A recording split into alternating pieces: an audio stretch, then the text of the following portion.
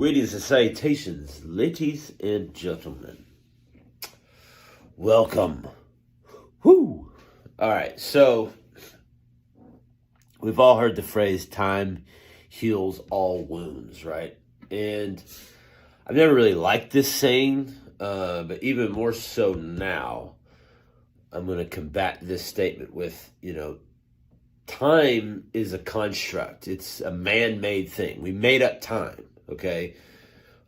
Yes, the moon and the sun, they rise and they fall. Okay. That's just the way that it works. It's worked that way for millions of years. But as far as putting a number on something, that's something that we created. So to say that time is going to heal all wounds, I don't think that, because some wounds have to be faced. And time can't heal those wounds if you don't make the time to face them. What I see a lot, I've seen this in myself, I've seen this in people that I've coached. Particularly when we're on this route of this surface area of wanting to be in shape. I've always looked at people coming to me that want to be in shape, that's just on this surface level. There's so much more deep rooted things is the reason why we want to be in shape. Yes, it's about our health, but at the end of the day, if everyone went to work out because they wanted to be healthy, we wouldn't be with 65-70% of our population overweight, okay? Because it would be that easy. We would just, got to be in shape. We got to make ourselves better, so we got to go work out. We got to eat better. But that's not the case. There's deep-rooted reasons why people are driven to exercise, why people are driven to want to lose weight, why people are driven to want to gain muscle, to be in better shape, to breathe better, to feel better, etc. So if we take those deep-rooted things, if we never get to face them, if we never acknowledge them, we never accept them, we're never aware of them, and we never take action with them, it only causes us more issues. No matter what it is. Again, everyone's tolerance for different events and trauma in our life is different. What I may have experienced may be more detrimental to me than it would be to you. So to say that mine is lesser because of whatever you can't do that. That's a judgment. And we can't get involved in that because everybody is individualized. But what I see is, particularly, in my career as a personal trainer, and now that I'm in this coaching role of the other 90%, away from just the fitness and nutrition, now we're in the behavioral, psychological realms of, these are the root causes of why people struggle, to get in shape, is because they're driven by so many other things, these deep-rooted things that we just are masking and sedating with different things, right?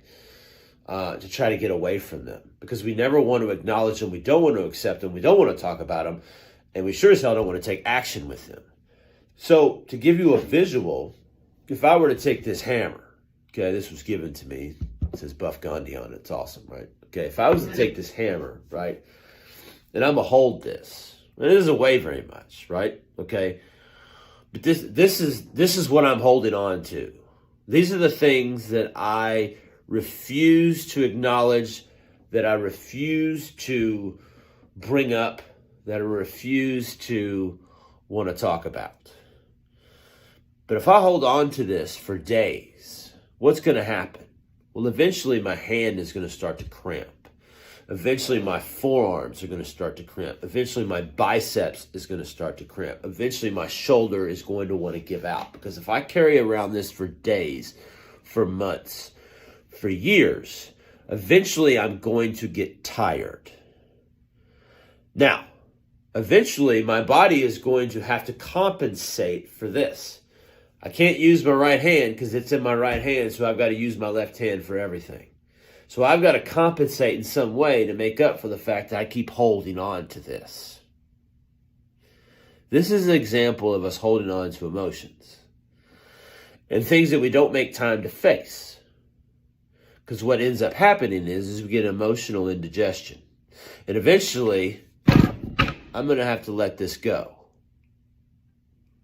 Now, what that looks like for me may be different than what it looks like for you.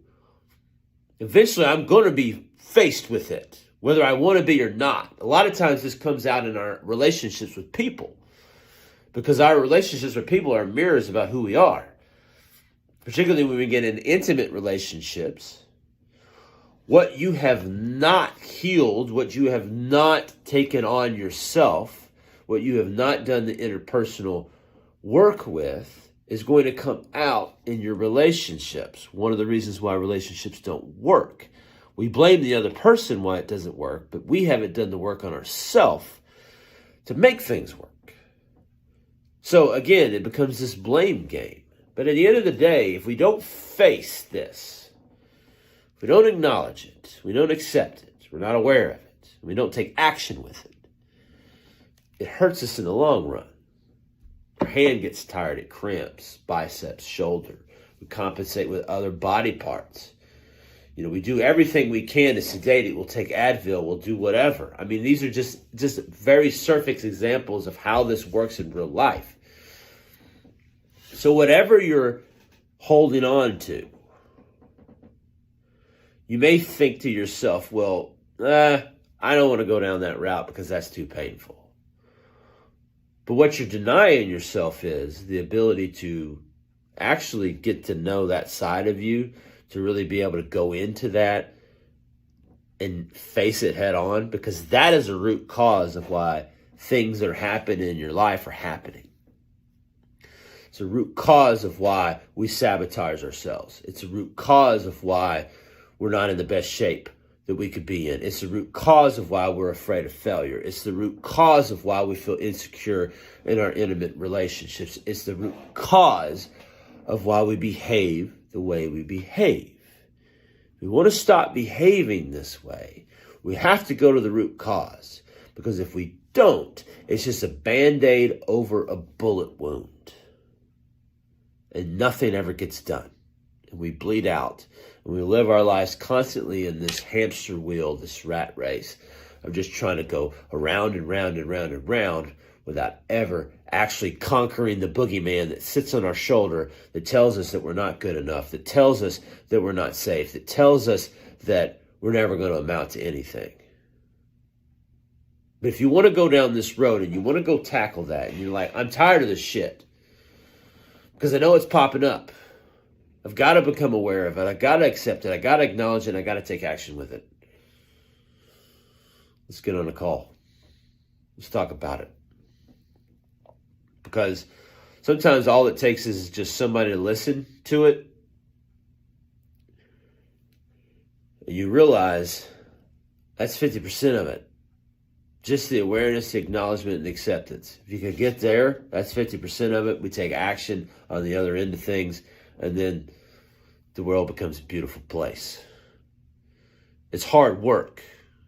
It sometimes takes a long time, but I promise you it's worth it.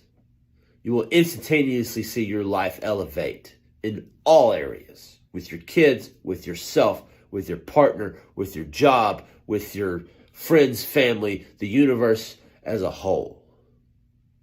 Because we need people in this life to face their demons so that we can encourage everyone else to do the same. Because we've all been a victim, I hate that word, been a victim of circumstance. It has created our avatar of why we are the way we are.